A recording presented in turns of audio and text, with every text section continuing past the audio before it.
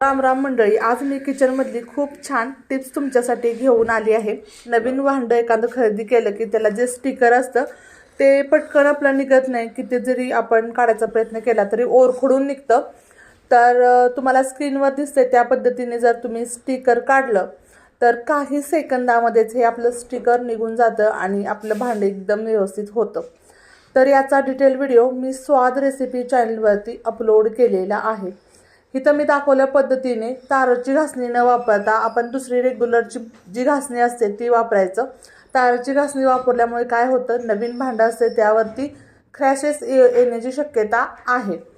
तर channel search करत असताना स्वाद रेसिपी क्षमा शिकलगार असं जर तुम्ही टाईप केलं तर पटकन सर्चिंगमध्ये येतं। तर अशाच यूजफुल व्हिडिओसाठी चॅनलला सबस्क्राईब करायला मात्र विसरू नका। सोबतच